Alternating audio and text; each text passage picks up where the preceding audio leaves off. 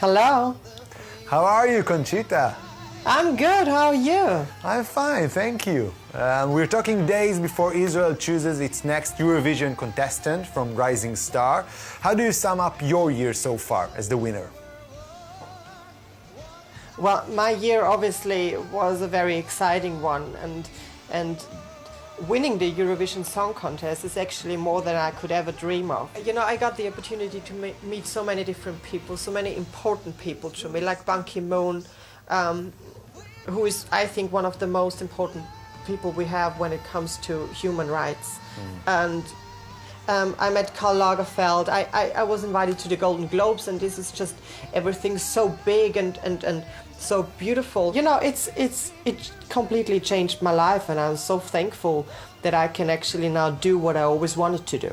I have to ask, what's the thing with the beard? You got some raving reviews about it, but also some criticism. People asking me why do I have to keep the beard, and wouldn't it be better without? And I realized back then that I could do so much more with being a bearded lady than just being on stage and singing. Why? What's the message that you send, you think?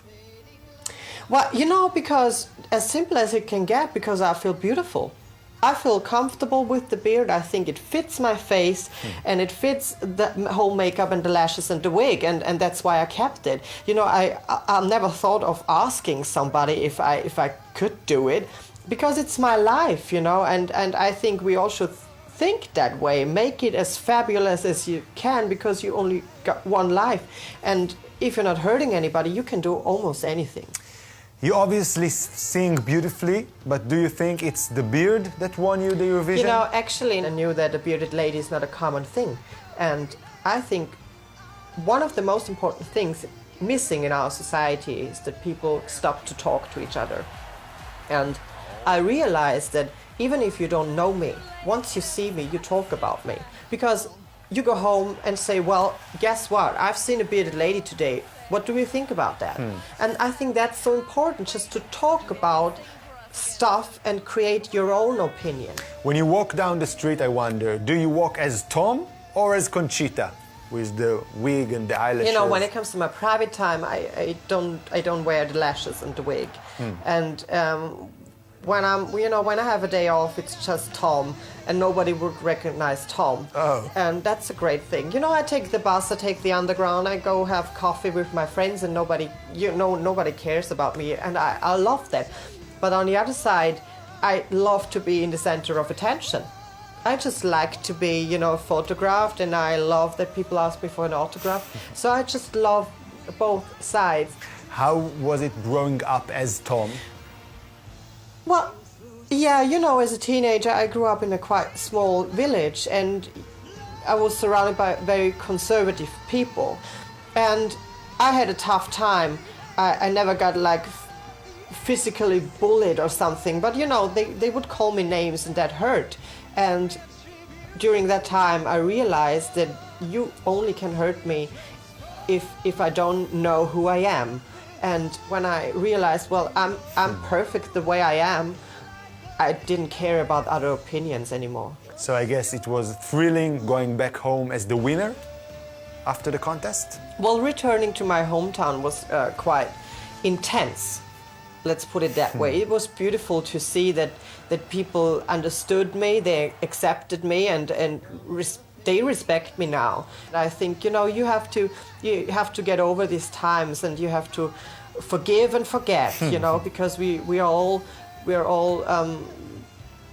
have the right to grow, you know, and we all have the right to change our minds, and this is what happened, and I think that's very beautiful. Your story is very similar to Dana International's. You've heard about her? Of course, everybody knows Dana. The similarity is, in my opinion, you both had to cope with criticism from home, from religious groups, while being hugged worldwide. I would love to meet her. I mean, in 1998, when she won, I think so much changed, you know, back then. And her story is quite similar to mine. We all had to, you know, take all this hatred before the Eurovision, and many people didn't want us to be on this stage. So she knows exactly how I felt and how that was, you know. And she's definitely a very, very important figure for the LGBT community. Did you receive any threats from Muslim groups or others? Well, yeah, I did, but I don't care. You know? That's very brave. I'm very unpolite when it comes to that. You know, everybody got their own opinions, and I think that's great.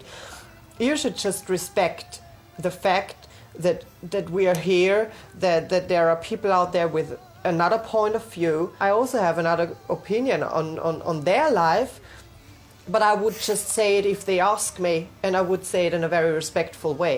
So I don't really care about their opinions, because that was my moment and I loved it, and nobody got you know, the power to take that away from me, and I guess that Dana feels the same.